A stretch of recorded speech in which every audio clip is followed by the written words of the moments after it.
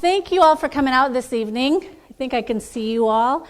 I want to start off by saying if you have any questions, feel free to raise your hand and ask it in the middle anytime you have the question, or if you want to wait until the end, go ahead and ask your question. I will tell you this, I don't memorize a lot of data and stats, so if you're wanting to know that information, I will certainly direct you to where you can find that information, primarily for the Omaha and Nebraska area.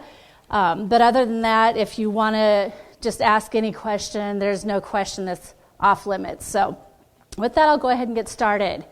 My name is Sakura Yodagawa-Campbell. I am currently a crime victim advocate for the Sarpy County Attorney's Office.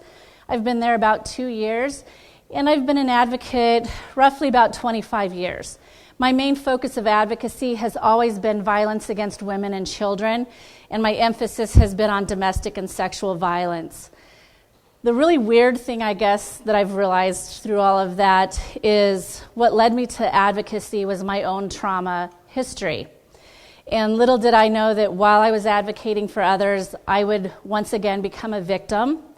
But it is through those lived experiences that I have been able to become what I think an even better advocate, an ally, and someone who is making change happen in my community. So a little bit about my story. We don't have a lot of time for me to really go into that, but I do have a very extensive trauma history. My earliest trauma that I can remember being around the age 6 and being sexually abused by a friend of our family. And through that experience and other experiences I had growing up, I had very low self-esteem. I did not feel like I was good enough for my family, good enough for my friends, good enough for my peers. And so as I grew into my teens and carried those insecurities, I struggled with eating disorders. One of the biggest struggles I had was my own gender identity. I didn't know if I was a boy or a girl. My dad was disappointed that he had 2 daughters and didn't have a son, so I wanted to be that son for him. And I questioned my own gender for many, many years. And I also questioned my own orientation. I didn't know. Did I like boys? Did I like girls? There was a lot of inner turmoil going on and stuff I never shared with anybody because I didn't feel like I had a voice and I didn't feel very good about myself, so who's going to understand me? I was raped when I was in the 6th grade, and over the course of the next couple of years, I would endure several more rapes. All of these, I was completely sober, and so I felt like I couldn't really fight anybody off. In the 6th grade, after that rape, I did start cutting my arms, and a lot of people just kind of tossed it off as not a big deal. Nobody ever asked me anything about it. Nobody ever asked me what happened to you. They just tossed it aside and thought, oh, that's just her. That's just the way she is. Got into college, and my first weekend in college, I started drinking with a bunch of friends, and once again, I was raped. And at that point, I decided, I can't fight him off drunk. I can't fight him off sober. So I'm going to just drink to the point where I pass out, and I don't have to worry about what happens. And that's how I spent the first year of college. And I can't tell you the amount of trauma that I endured because a lot of it I wasn't aware of. But I was aware that I was in this vicious cycle, and the only person who could break that was me. And I had to make a conscious effort to respect myself enough to get out of that cycle. And I can tell you, for someone that has very low self-esteem, does not see their own worth, that's a very difficult task to do. And there's nobody that could have walked up off the street and told me, you're a valuable person, you deserve better than this, and I would believe them. I had to take it from within. Fast forward to the year 2000. I had just been promoted at work. This was going to be my first time taking over a store. I was the manager. This was a big responsibility to me, and I wanted to be the best I could be. I relocated out of town about 2.5 hours, and that's where I met who would be my abuser. And it started off very quickly. It went from one date to moving in with me to controlling all of my finances, controlling who I talked to, who I could see. and he took all of my money from all of my paychecks. And the way I could earn my money back was I had to start going with him to strip clubs. And from the strip clubs, I would have to get lap dances. And it became a game. And then when they would have amateur night, I'd have to participate. And when that wasn't enough, we would visit the adult sex shops around town. And those back rooms that you've heard those horror stories about and everybody always jokes about, let me tell you, it's a very real experience. Everything you've heard about it is real. So we go in the back of these rooms, and we'd have to have sex in these little rooms with windows while other people could watch. And when that wasn't enough, I'd have to watch him having sex. And then it became that wasn't enough, and then I would have to have sex with others. That's how I got my rent money back. The money I had already earned, that's how I got it back. When that wasn't enough, it became swingers clubs. And we had to go to different conventions. And I can very distinctly remember every place we went between Topeka, Kansas and Independence, Missouri. I could probably still to this day describe each and every one of those places to you and each and every one of those people. But that's not really why I'm here today.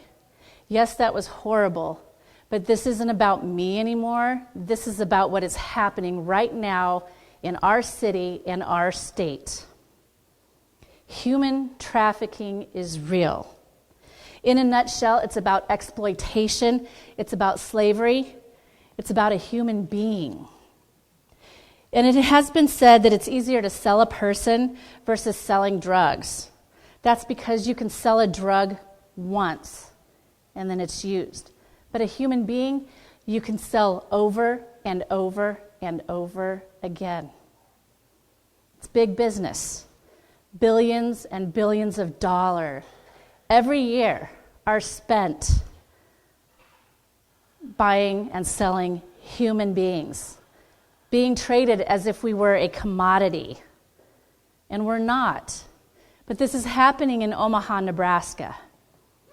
And recent research that was done, thanks to the Creighton Human Trafficking Initiative, they were able to go on one website alone, Backpage.com, and they identified over 900 individuals in the state of Nebraska just in 1 month are being bought and sold on this website. 900. And if you break it down by city and area, over 600 of them are in the Omaha metro area alone. Think about that for a minute. 600 people in our own city. This could be a neighbor. This could be a family member, a friend of ours. This could be a coworker, somebody that we know right now is being bought and sold.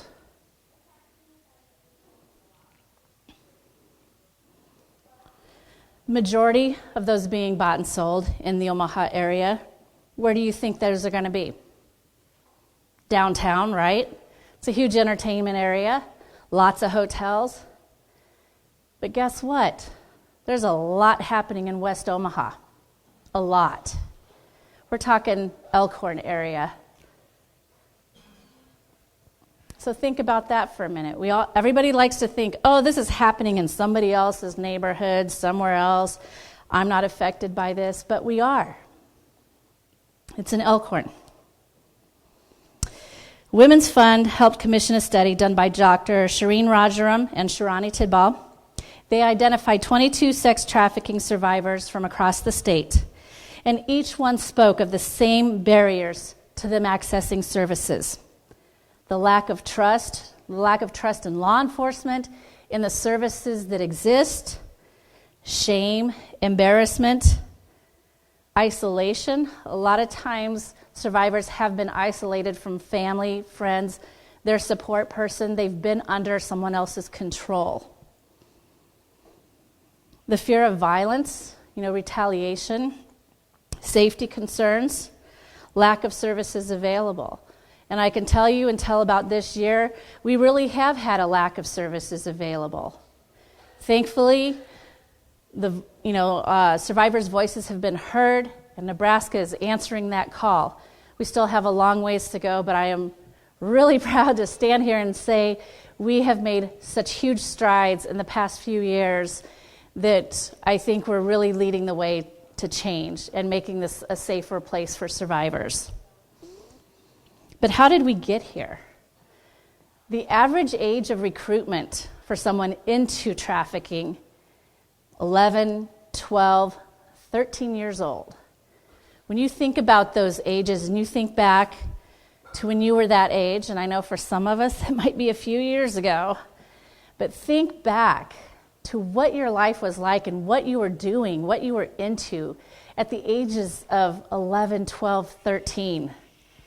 We're thinking puberty, maybe your first school dance, a first date. Those kind of things are starting to come on. You're maybe questioning your own identity, like, am I a hardcore punk rocker? Am I goth? Am I preppy? All of those kind of things. What's my social circle look like? Trying to figure that out. Maybe at this time you've also experienced prior trauma, child sexual abuse, exposure to violence in the home, in your neighborhood, things like that. These are what makes someone vulnerable and maybe, I wouldn't say more susceptible, but maybe an easier target because of these vulnerabilities. Low self-esteem absolutely makes someone a target, not just for trafficking, but for bullying, for sexual violence, for domestic violence. Absolutely. Poverty, being in the foster care system. A lot of the survivors in that study identified being part of the foster care system was a huge gateway for them. So think about that. So what can I do about it? And this is where I get really excited, because to me it's not all about the horrible things that have happened to myself and to others, because trauma is trauma is trauma. It doesn't matter, in my opinion, how the trauma happened. It's the impact that it has on someone that is going to be the same. And it's lifelong impact.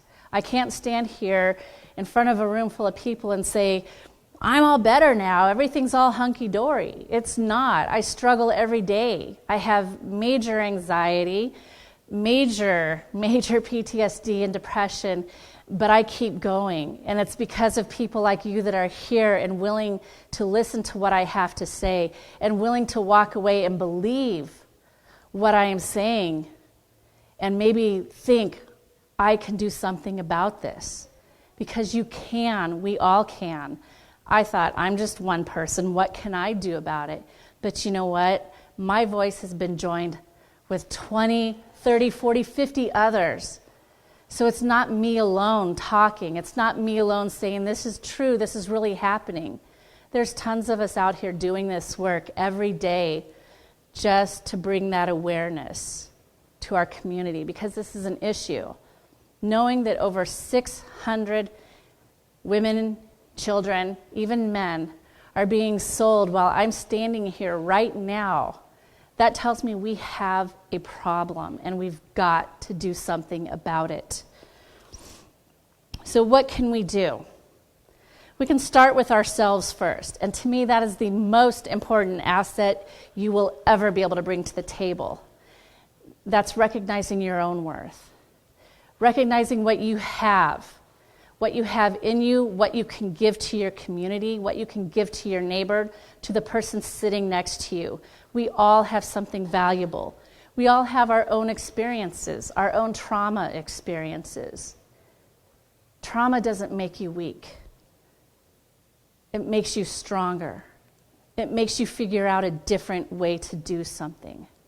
And it gives you a way to do more than just survive. I don't always like to look at myself and say, I'm a survivor of trafficking. I'm more than a survivor. I like to think I'm a thriver and even a warrior on a lot of days.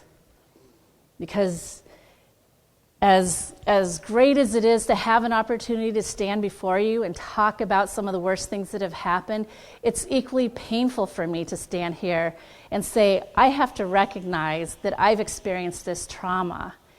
And the way I can end this trauma is by speaking out and telling people this trauma is real, putting a face to it, putting a name to it so that people will believe. And when you believe that this is real, you believe you can do something about it. Omaha is not very big. There's a lot of people you can connect with, and you can do something. And it goes beyond a fundraiser or a toiletry drive. We're talking boots on the ground, feet walking, hitting the pavement, getting out there and bringing awareness to this. Love yourself. Love your children. Most of us in here probably, maybe all of us, have children in our lives. Maybe your own children, maybe family members, maybe you're a child care provider. We all know children. They are our second most valuable asset behind ourselves. Love them, show them the way. We lead by example. When I was a store manager, that was the number one thing I remember learning, was about leading by example. And I take that every day in what I do. I have to lead by example. So I show my daughter what it means to love yourself. I show her every day what it means to love your friends and to treat them with respect. We're not perfect. We're going to make mistakes. We will unintentionally hurt someone. But I have taught myself and I've taught her to not intentionally hurt someone and what it means to own up to our mistakes. Love yourself. Love your children. And certainly you want to believe them, believe your friends. When someone says, this has happened to me, don't turn and ask them, well, what did you do that set them off? What did you do that brought this on? Why did you leave your purse in your car? You should have known someone was going to break in and steal that. Why did you wear that? Why were you drinking so much? What were you thinking? You have to remember, trauma was brought on by someone else. This trauma, this was something somebody did to that person. There is absolutely nothing in this world that I could have done to have warranted what happened to me. Oh, in my mind, I tried to justify it. I tried to say, I've done some bad things in my life. I probably deserved this. I even thought at some points I could handle this because I know about the power and control wheel and domestic violence. I got this. I'm a strong woman. So please, don't judge your friends or someone when they disclose to you, this has been my trauma. It's hard because we are human beings, and even I sometimes get those judgments going on in my head, and I have to stop myself because I just need to hear what that person says, and I need to believe them. That is her story. I need to believe her, and I'm going to support her in that way. Certainly want to minimize children's exposure to the violence. Again, because we know the recruitment for sex trafficking tends to start at a very early age, minimizing their opportunities for this to happen, right?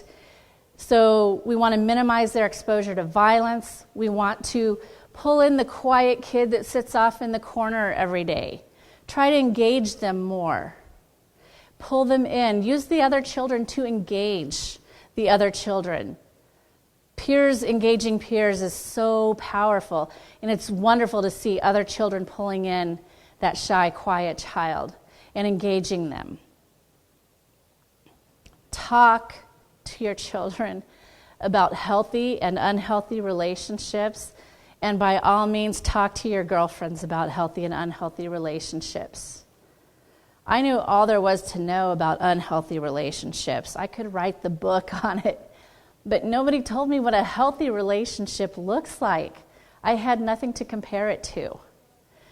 And who would have thought at the young age of 27, I would find myself in the fight of my life, trying to figure out how do I get out from underneath this situation that I'm in. And it was difficult. And I can't say there was any one way out. But again, it goes back to I had to recognize my own value and my own worth. And I had to fight for my life to get out of there. And it was because he was trying to take my life for that last time that I said, I can't. I'm not ready to die yet. I've got so much more to do in this world. I fought back, and I was able to get out. But it's a daily struggle. I'm not tempted to go back, but it's a daily struggle to keep that self-esteem going.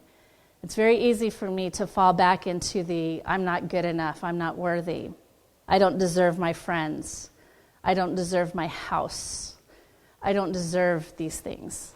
It's very easy for me to go back to that dark place. But I have to remind myself I'm safe, and I'm doing what I'm supposed to be doing, and I'm where I'm supposed to be, because I'm making a difference. If you see bullying happen, speak up. Don't just toss it off and expect somebody else to pick up the phone and call. If you see something suspicious, you think, that could look like trafficking. She doesn't look like she's really all that comfortable with that man. Don't hesitate to call. It's far easier to pick up the phone and call and have something checked out than to not do anything at all. Don't minimize it. In fact, one of the easiest things that any of us can do, I'm going to have you all participate in that right now. Does everybody have a cell phone? Or an address book? Does anybody use address books? Pull out your address book, pull out your cell phone right now, and I want you to enter this phone number into your phone.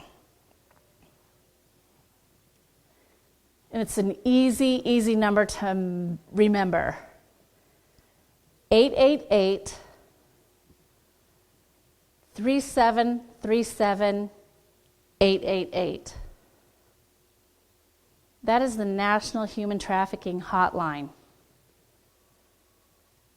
If you have questions, you suspect something, you have concerns from a family member or a friend, you want resources, you want to know what more you can do, you want data, statistics, anything, you have a friend who needs help, you can call that national number and they will get you connected to local resources where you need them. It will get you directly connected to a program we have here in Omaha through the Salvation Army called the Safety Program. You call that 888 number. If you have questions, you need help, or you know someone that needs help. Easy number to memorize. And when you get home, share it with 5 of your closest friends. Have them do the same thing. And then talk to them about trafficking.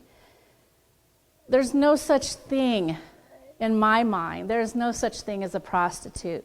And again, this is something I've kind of had to relearn. I don't think they're prostitutes. When we hear the word prostitute, we think someone's there willingly, and they're choosing to do this. They don't choose this lifestyle. They don't choose this. I've yet to come across one woman who's ever openly wanted to sell her body or allow her body to be sold. Not one person has ever willingly wanted to do this. A lot of it's because of maybe their trauma history. And trauma leads a lot of times to addictions if you don't have a safe and healthy way to process what has happened. So in order to feed an addiction, it seems to come across really easy. Oh, well, I can just turn a few tricks. But they did not willingly walk into that. So when you see in the news and they talk about prostitution happening on this street, remember those are human beings that are being bought and sold, and a lot of times they're under somebody else's control. And it's not as simple as just walking away. When you go back to that lack of trust, right? So the best thing you guys are doing by being here is you're starting to build that trust. Just the fact that you are here, or for those that are watching, you're saying, I'm learning. I'm trying to be more aware. And by doing that, you're going to build that trust. A survivor is going to feel a lot safer talking to one of you here than someone that's never attended a training or doesn't know the first thing about human trafficking. Because you're going to know. You're going to have that phone number. You don't have to be an expert, but you're going to have that phone number in your phone and you're like, you know what? Let's make this call. We can make this call together. It's just that simple. You don't have to know everything. You don't have to do everything. But just that one thing. That's all you have to do. Some other things to kind of think about is there's no such thing as a child prostitute. And so when you see media stories or you hear somebody saying child prostitute, call them out on it. Because again,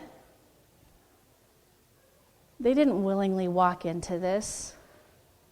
A lot of times they're forced. Even though I was 27, which is a lot later than, the average entry into that for trafficking, it doesn't mean it can't happen to any one of us in here. I thought I was a pretty strong person even at that time. But my abuser took those traits that I consider to be strong and turned them. And he went from being my abuser to being my trafficker. And it wasn't until just a few years ago that I was able to recognize what had happened. I thought, it was just domestic violence. And while on some scale it was, but he moved from being my abuser to being my trafficker when he was taking my money. And I had to do unspeakable things in order to get that back. And he benefited from all of that. And he had that control. And I don't know how I'm doing on time here. But if there's anything I can leave you with is, as heavy as a topic as this is, there's lots and lots of resources. There's lots of people doing the work to help rescue the victims and survivors that have been pulled into this. So it's not a hopeless situation. It's just a matter of the more of us that are aware of it, the more of us that stand up and speak out against this, the more of us that speak out against the buying and selling of a human being, the less and less it's going to happen. One person cannot do this alone. 100 people can't do it alone. It's exhausting work. And it's because of our voices that Backpage got shut down. But you know what? They're going somewhere else. So it just keeps going. And until we tell our community, we will not accept this. We will not tolerate this. And we condemn it. We hold them far more accountable than they are. I'm sorry, but a $99 fine is not acceptable to me. A fine for buying and selling a human being. Not acceptable. You can't put a price tag on me. So don't try it. If you want local resources for here in the Omaha area, the Omaha Women's Fund has a lot of information on their webpage. You can go to omahawomensfund.org to learn how this is happening in our state, what it looks like. If you want to know the demographics, if maybe you're from the western part of the state and you want to know what's happening over there, you can go on their website and learn information from the studies that were done. Creighton had the Human Trafficking Initiative. You can look at their data and their research. Again, they did it just on Nebraska and even the Omaha area. There's a lot of local resources. But there's nobody who's going to be better than you. And just by being open to the discussion, you can't beat that. Can't beat that. I can, spend hours talking about this, but I want to give you an opportunity to ask questions. And so I want to, open it up to any questions anybody has. And yes. So you said that if a girl looks uncomfortable with a man as a sign, what are the other things to look for? So she's asking, what are some other things that we can look for? Some other signs. So you can look at even examples of like domestic abuse, what that looks like. Some of it you think, physical. But look at when you're in a restaurant. When she cannot order for herself. And he's doing all the talking. And she is sitting like this, very quiet. That could be a sign. Seeing a very young teen getting into a vehicle with someone considerably older even. And maybe they're not dressed in your average teen fashion. Something might be up. And heck, you can go online, honestly, and see a lot of this, unfortunately. There's so many different ways that it looks, and they try to be subtle. But just looking at some of our children that have been removed from their homes or that have had to leave their homes, that are living on the street. It could be like, you know what? Why don't you come with me? I'll take you in. I'll take care of you. They're recruiting from our high schools. They're recruiting from football games. Again, it's about being aware of what's happening, making our children aware of what's happening, what it looks like. A lot of times someone, again, that has experienced childhood trauma and they're young preteens, they're going to be highly profitable, so they're highly targeted. So if you have a child in your life who has already experienced some childhood trauma, engage in conversation with them. Talk to them about what has happened. Have them open up. We're finding situations where young girls may start dating older boys, and then that older boy then turns them on to a friend, and another friend, and another friend. Some of it may not be blatant. They're not always standing on the street corners like we remember seeing in movies and, hearing about it in the 1980s. It's not on the street anymore. It's all online. So when you see posts online that look kind of sketchy, it's worth pointing that out and reporting that.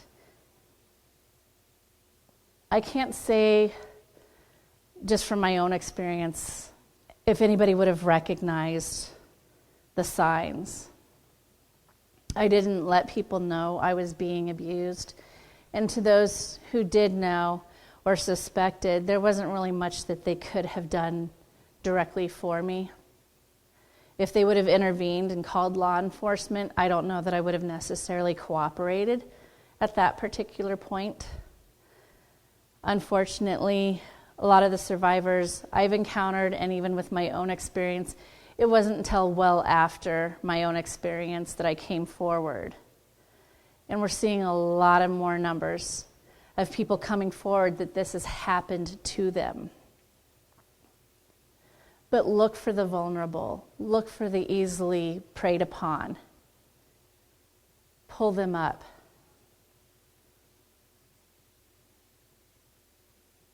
Yes, you had a question. So have you ever talked directly to a lot of 12, 13-year-olds about sex trafficking? And if so, what advice do you usually give them on recognizing that you're becoming a victim of sex trafficking and that you need to seek these resources to get out? So he asked if I've talked to a lot of the 11, 12, 13-year-olds about trafficking and the signs. Is that right? What else did I miss? Like saying if you become a victim of sex trafficking and you realize that here's what you need to do. Okay. Right, so, and to help them, like if you become a victim of sex trafficking, here's what resources are available. I personally have not. I know there are some people working with like youth emergency services here in Omaha and doing a lot. The Women's Center for Advancement has a partnership right now with the youth emergency services to work with trafficking survivors, although be it the 17 to I think 24-year-olds. But there are certainly people in youth emergency services and working with them to address that age group, as well as the teachers, the schools, because let's be honest, and I don't want to get too into it, but when it comes to human growth and development and sexuality and sexual education in our schools, this is a huge area that we are very lacking on. And so that is a huge opportunity. And while that may not be my forte, I don't know that I'd be the best at speaking personally with that age group. I think I can connect with some of them, but I don't think I have the right training to go and speak to that age group. I know there are a lot of people that do. You've got Planned Parenthood, you've got a lot of other organizations that do work with youth to educate them. And I am actually quite shocked that in this day and age, those 11, 12, 13-year-olds probably know a lot more about what's going on in this world than I ever could have when I was that age. The internet has been both a blessing and a curse because of our instant access to information. But I would probably actually go to them to find out, so what are kids talking about these days? It's actually talking to them. So what's the latest app that, kids are chatting on? I only just now recently got Instagram and Snapchat and still haven't quite figured those out. So I have to go to the kids to find out how to use those. But it's engaging in those conversations. And if that is not your forte, finding out what the organizations are that do address those and support those organizations. It doesn't have to just be financially support them, but speak out to them. Tell them, I support what you're doing. Post on your own social media. I support what this organization is doing. Volunteer with them. If working with, that age group is your thing, by all means get in there and do that. My girl's 5 years old, but I can tell you when she's 11, 12, 13, I'll be having those conversations. But that's something, that we can all easily do. There's a lot of organizations that do work to prevent, and they speak about prevention and intervention, but the key is figure out what you want to do with this. What do you want to do with this information? Maybe it's working with survivors of the trauma. Maybe it's working with the children. Maybe it's working with young children and helping them develop their own self-esteem. There's so many ways indirectly that you can impact and minimize the human trafficking that's happening just by taking care of yourself and taking care of the children in your lives. You're going to impact another generation and raise another generation of warriors. They're going to be like, this is not acceptable. But that's a really good idea. You need to reach those kids. Absolutely. Any other questions? I know you're dying to ask. Yes.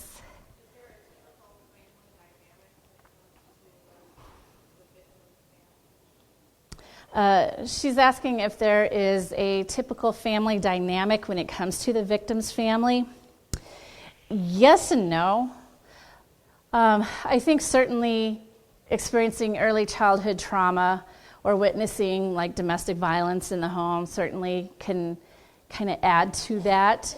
But, some of them come from very loving families. Yes, through that study that was done, that was through the Women's Fund, of the 22 survivors that were interviewed, majority of them had spent time in foster care for various reasons. That certainly does have an impact, but even coming from two loving parents, someone can still be vulnerable. If anybody has ever done the ACEs, the Adverse Childhood Experience? It's a series of 10 questions. And I encourage everybody, when you get a chance, go home and take that. You can find it online. It's just answer 10 questions, yes or no. They want to know about certain experiences that you've had in your life prior to the age of 18. And depending on how the question is worded, I score either a 6 or 7 out of 10. That's pretty high in my book for childhood experiences around trauma. It asks questions about domestic violence in the home, drugs, family member going to prison, things like that. When you do that and you look at those children's experiences, I think that's a really good indicator. Someone scoring middle range to high range on that, I think that's a high vulnerability, a high risk to be targeted for trafficking. Family dynamic absolutely does have an impact, but nobody is immune. I've seen some people that came from two loving parents, great siblings, their family was well off, but what was going on inside of her couldn't be fixed. She had to find her own way. She struggled with eating disorders, and that just kind of worked its way on to unhealthy relationships. So family dynamic is a huge part of that, but nobody is immune. Anybody else? Yes. I'm sorry? Cases with boys, absolutely. And, while I don't personally have a lot of data on that, I do know that boys are absolutely being sold and very much targeted in our community. And when you look at our youth, and when you look at the boys who are going to be maybe more vulnerable, more targeted, are usually homeless or on the street, foster care. A lot of times when they are it's called survival sex, essentially, just to have a warm place to go. A lot of kids are doing that just to get a meal. I don't have hard data myself on the number of boys, but it's definitely a problem. And when they are away from that as survivors, I think for male survivors of trauma in general, this is a very difficult world for them to be in, because we don't have a lot of services that are open for men. A lot of times we're making judgments. Are you really a victim or survivor, or were you a perpetrator? Simply because of their gender. And we've taught men in our world to man up. You got to be masculine. You got to be tough. Don't show emotion. Don't show hurt. And so they're not reaching out for services where they should be. But they exist. We just have to be open. And if we're open, they'll come out.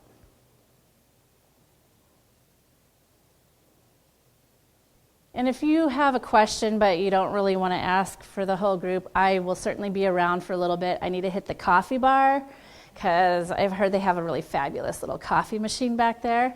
But I'll be around. Please ask questions. Yes?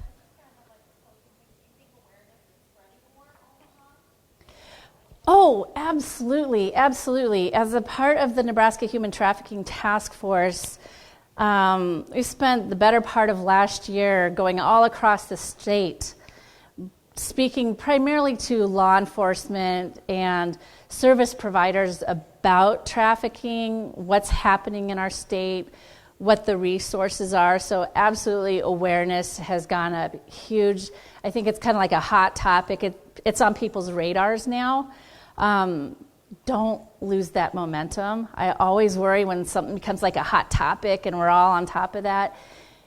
We lose that momentum after a while and it just goes away.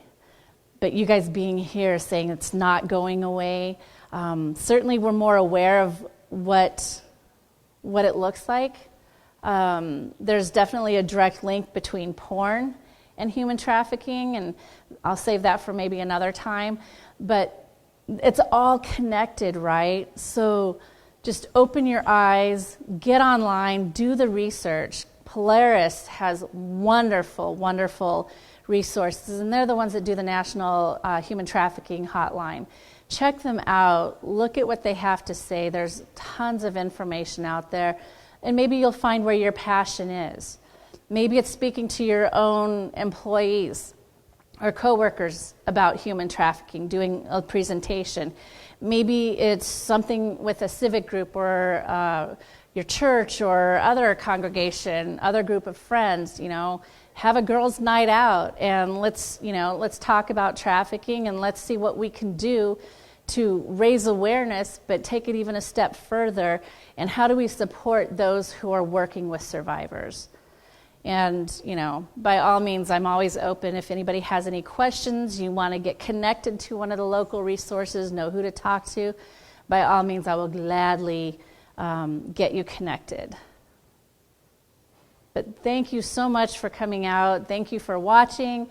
I really appreciate your being here and just knowing that you guys were here and listening with open minds and open hearts makes me feel a lot better in what I'm doing, and it gives me more energy to keep doing what I'm doing. So thank you very much.